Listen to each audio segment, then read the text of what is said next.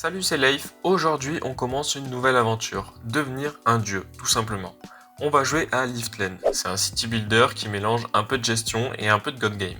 Vous allez voir ce que ça donne. Ce qui change dans Liftland, c'est qu'on peut interagir avec toute la map. On peut déplacer nos villageois, des ennemis, des ressources et même faire des miracles. Si ça vous intéresse, le jeu est dispo sur Steam en démo, gratuitement, le lien est dans la description. On commence et on a le choix entre trois races, les orques, les humains et les elfes.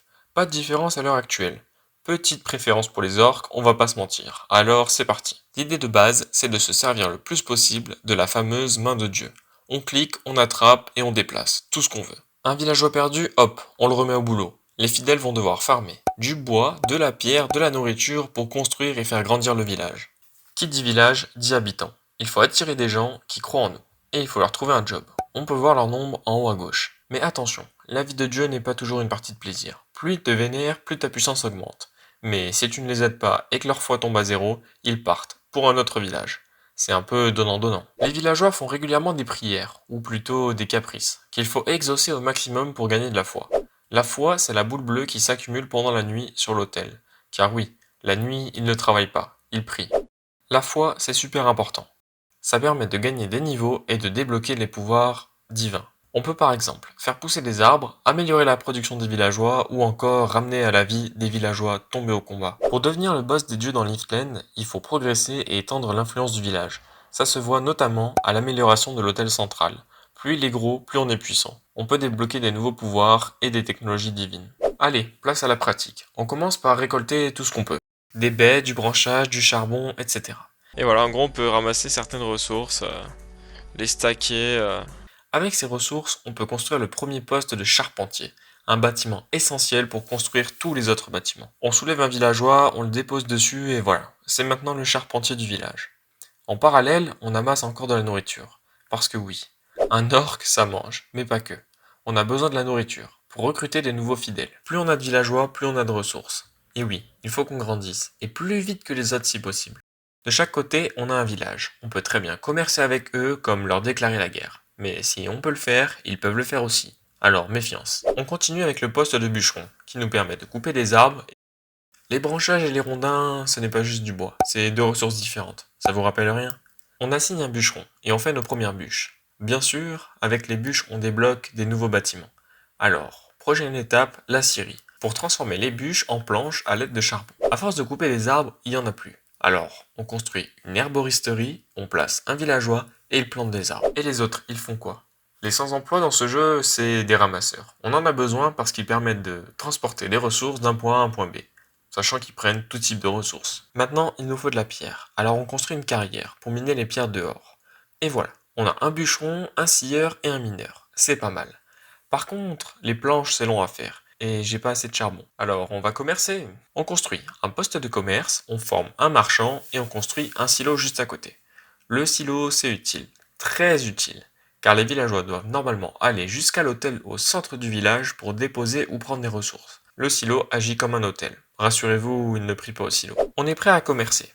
Mon marchand, avec sa petite charrette, part acheter des planches au village voisin, en échange de quelques branchages. Oui, c'est un peu de l'arnaque. Au fait, depuis le début, on n'a pas parlé des cadeaux. En montant de niveau au fur et à mesure, on obtient des cadeaux, qui sont des buffs qu'on peut donner à un villageois en particulier. Par exemple, constructeur efficace qui permet d'utiliser 50% de ressources en moins pour construire un bâtiment. Et là, on rentre dans l'optimisation. Chaque villageois a un rôle bien précis. Bref, reprenons. On est 8 et les ressources alimentaires ne suffisent plus. On dit que les orques mangent, mais là c'est trop. On n'a presque plus rien. On fait une cabane de tir pour chasser quelques cerfs. On plante quelques champs de blé, mais le blé ça ne se mange pas. On construit un moulin pour faire de la farine et un peu plus tard une auberge pour faire du pain avec de la farine et de l'eau. On réalise quelques prières, pardon. On amasse des ressources, on recrute du monde et notre premier villageois nous quitte, car il ne croit plus en nous. On n'arrive pas à avoir de la nourriture. Oh non, Chagur, notre marchand. Il est temps de déléguer la tâche. On construit un clergé, assez intéressant comme bâtiment car il nous permet de maintenir notre niveau de foi stable.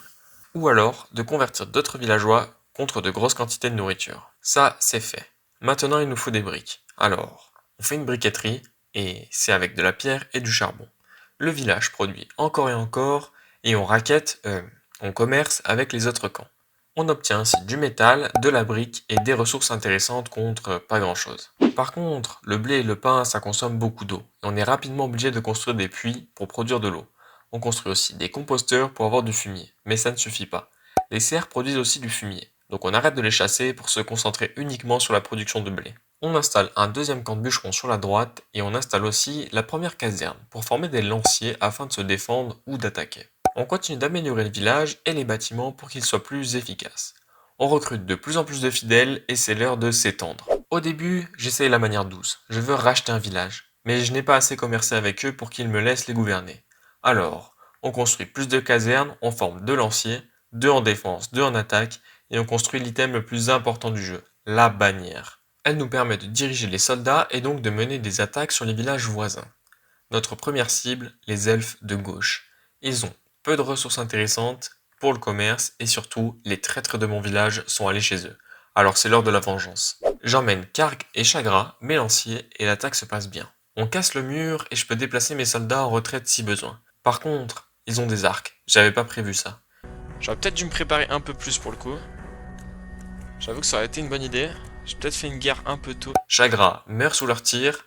Merci soldat de ton sacrifice. Karg termine la bataille, mais il fait vite nuit.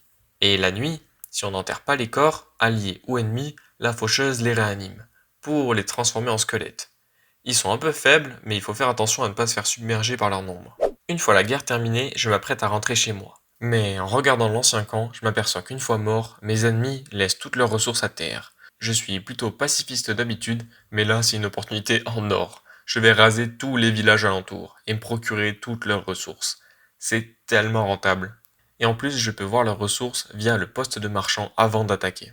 Il faut se préparer pour prendre le contrôle du monde. On continue d'améliorer le village et d'accumuler de la foi. On construit même une mine afin d'obtenir de la pierre contre de l'eau. Ça tombe bien, car la carrière était à l'arrêt, on n'avait plus de pierre disponible. On construit aussi un deuxième clergé pour garder notre foi stable et on améliore nos casernes. La nourriture est assez basse. Avec une vingtaine d'orques à nourrir, on est obligé de construire des champs supplémentaires. Avec bien sûr des puits et des composteurs. Petite parenthèse, on recrute un nouveau villageois, Thrall. Et oui, enfin le chef de WoW est là. Bref, reprenons. On débloque la croissance instantanée, un sort qui nous aurait été plus utile au début, qui permet de faire pousser des arbres instantanément. On a assez de ressources, mais on a encore des mines d'or, des voisins à côté. Alors, on part sur la droite pour attaquer un village d'elfes. La bataille se passe bien, on récupère leurs ressources et on continue. Plus loin, un village humain. On gère les squelettes pendant la nuit et on les attaque. La bataille se passe sans aucun problème, ils ont beau être plus nombreux que nous, ça se passe très bien. Maintenant qu'on a amélioré la caserne, combiné au sort de soin, nos lanciers sont presque invincibles. On les pille et on débloque un nouveau sort, celui de résurrection. Ok, parfait. Ramener les villageois à la vie, on l'a débloqué. On va voir si ça marche. Parce que là, j'ai 2 morts. Incroyable. Chagur est revenu et... Ah, il est niveau 1, par contre, ça c'est nul, ça. Là, on est vraiment immortel. Et riche, aussi. Parce que la nourriture ne fait que monter. On continue d'attaquer les villages voisins qui sont toujours plus gros d'ailleurs. Et oui, plus d'une trentaine maintenant. Avec la main de Dieu et les différents sorts, on arrive à les tuer. Cependant, à force de piller les villages voisins, il n'y a plus personne. On est seul. Alors j'imagine qu'avec notre trentaine d'orques et notre pile de ressources, c'est une victoire. Et oui, on vient de devenir la seule colonie du continent et on va continuer d'évoluer. Là, on a quelques fermes pour la nourriture. En gros. Et là-bas... Là, on a tout ce qui est production, donc avec des moulins, avec des clergés, avec d'autres casernes, des puits.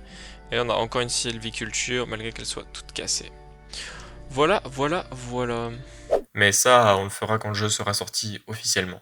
Car oui, le jeu est tout récent. Les prochaines étapes sont du multijoueur où plusieurs dieux seront sur le même continent, différents biomes, différentes espèces dans la même colonie, et enfin des nouveaux pouvoirs avec des rituels, etc. J'ai hâte de voir ça.